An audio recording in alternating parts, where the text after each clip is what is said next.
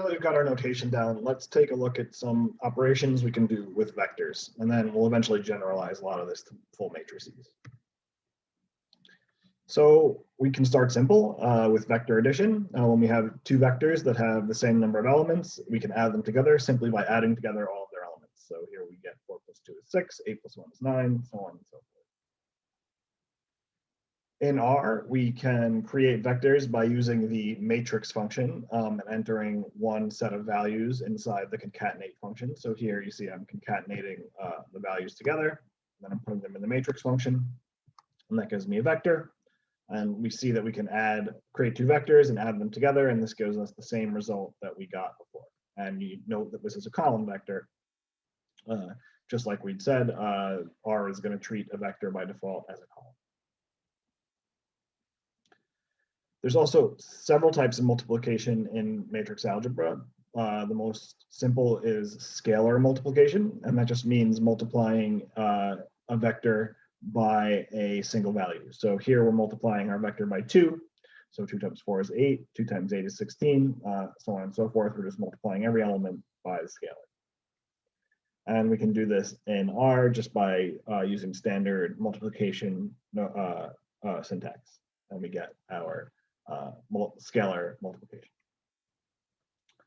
A really important function of vectors and matrices, as we will see, is called transposition.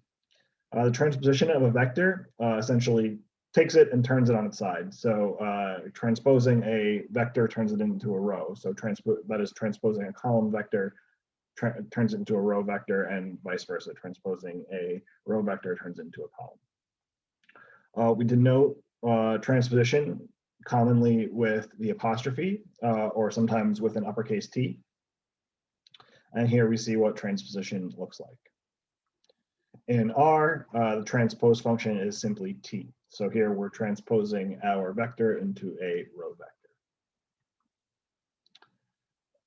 One of the things that we do with transposition is what's called the inner product, and it's not going to necessarily be immediately clear why transposition is necessary for this, but we will see a little bit more about this later. Either way, for now, take my word for it that when you're doing the inner product, what you want to do is transpose the first vector and multiply it by the second vector. So as long as two vectors have all of the have the same number of elements, you can get an inner or dot product by multiplying the transposed first vector by the second vector. So here, if x and y have the same number of elements, we can do x transpose y and get the inner product. The way we do it is by taking the sum of the product of all of the elements. So down here we see x transpose y equals x times i, xi times y, the sum of all xi times yi. So here's an example. We have two vectors, x and y. They have the same number of elements. I'm going to transpose x and multiply it by y. So this is going to give me the first element of x times the first element of y plus the second element of x times the second element of y, so on and so forth. So 4 times 2 is 8. 8 times 1 is 8. And then if we do the whole thing, we get a single value at the end, which is 62. So this is the inner product of two vectors of the same size. In R, there's a special operator for inner products. And this is percentage sign star percentage sign. Just remember, you have to transpose the first vector. So you take two vectors that are the same size, transpose the first one, and multiply it by the second one, and that is your inner product. Note that there's a special type of inner product that involves taking the inner product of a vector with itself, and we can think of this sort of like squaring a vector. So x transpose x would be the sum of each element of x squared. And we can likewise do this in R with x transpose x with the special inner product multiplier. Another important concept in understanding vectors is vector geometry.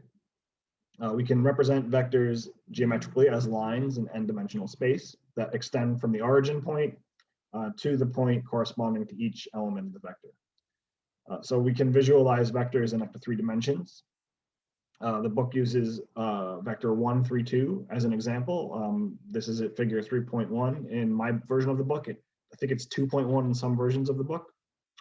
So just check that if you're not finding it as 3.1. We can plot row vectors in Plotly. It's a little bit convoluted and not necessarily the best way to do it, but I'm still going to show you how. So what we need to do is create 3 columns with 2 observations each, and then each column starts with 0 and then has an element of the vector we want to plot. So here I'm creating a data frame where x is 0, 1, y is 0, 3, and c is 0, 2 for the vector 1, 3, 2. And then I'm going to plot this with this Plotly code, and that's going to give me this plot. So we see there's a line that extends from the origin to the point 1, 3, 2. Now again, this is a little bit complicated. I'm not going to, you do have to do some vector plotting for today's assignment, but you don't have to use Plotly to do it. There's a couple other ways you could do it. So there's this handy little plotting tool that I found online. You can just use this. Just note that it wants you to plot 2 different vectors. You can just overlap them with the same vector, which is what I did here. So you see vector 1 and vector 2, both are 1, 3, 2, and that just gives you one overlapping line. Or you can do it by hand. Really, you're not going to have to do a whole lot of vector plotting in practice. It's more something that can help with your intuition. And when I did this assignment, I think when I took this class, I just handed this in by hand. I just redrew this with this fancy writing tablet that I was able to borrow from Fordham. And here's my very meticulous hand-drawn vector 1, 3, 2. And really, I spent a lot of time on this. And I imagine you don't have to even hand in anything that looks this good, but this is perfectly acceptable. So when we think of vectors geometrically, that helps us define some additional properties. So one of them is length. Recall that for the Pythagorean theorem, we have c equals the square root of a squared plus b squared. And this actually extends into beyond 2-dimensional space into n-dimensional space, such that the length of a vector is defined as the square root of the sum of its squares. So the sum of the squares of each element. So another way to write this is the length of x is the square root of x transpose x. So it's sort of the square of each element, the square root of the sum of the squares of each element.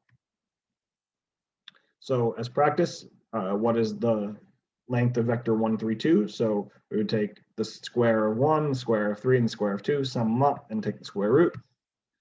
And that's what we have here. It's the square root of 14, which is 3.74. And we can see that there are a couple different ways we can do it in R. We can just take the square root of each element.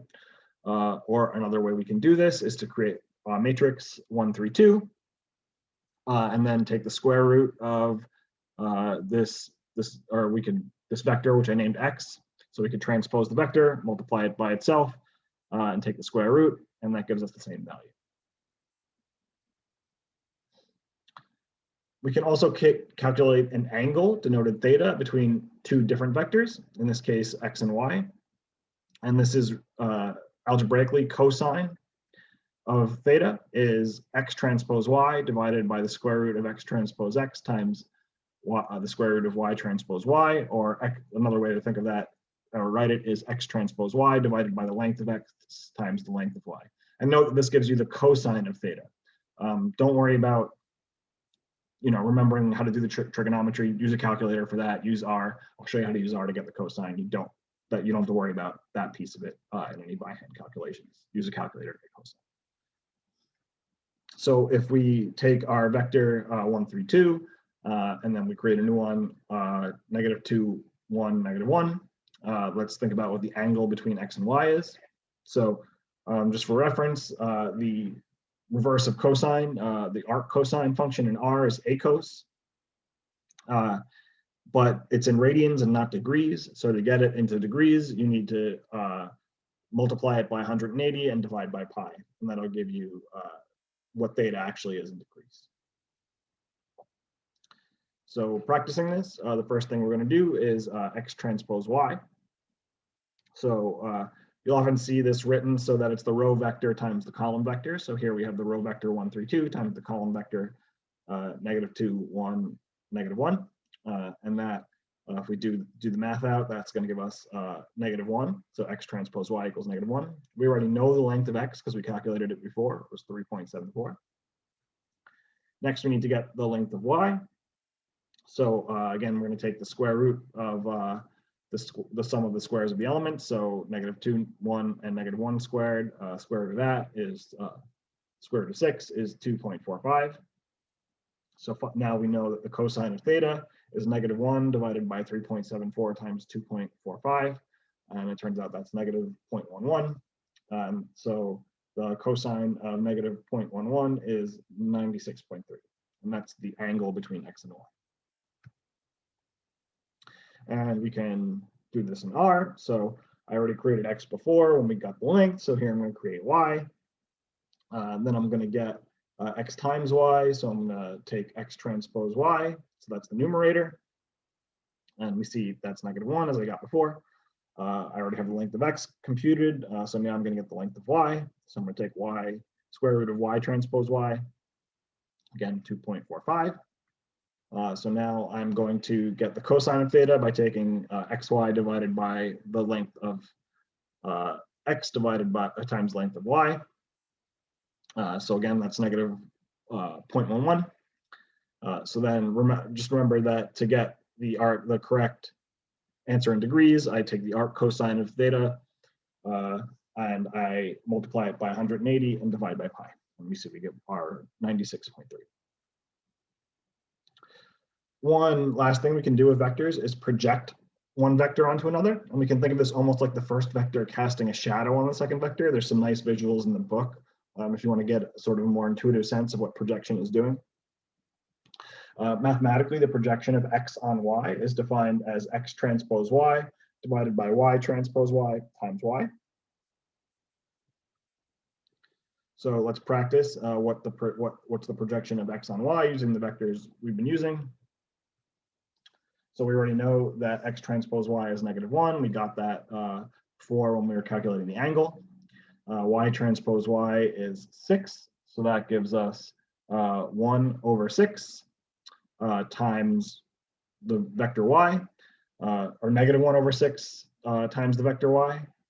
So that gives us our projection vector as 2/6, -1/6, and 1/6.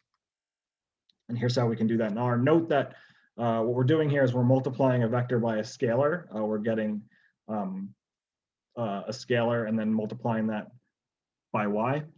So if you want to multiply a vector by a scalar that you've obtained using matrix algebra in R, you actually have to call it a numeric. Otherwise, if you don't include this as a numeric piece, it's going to treat this as a 1-by-1 matrix, and it's going to not think you can multiply them. So so here what we're doing is we're taking as numeric of x transpose y divided by y transpose y, and then we're multiplying that by y, and you can see we get the same result as we got before, but in decimals rather than fractions.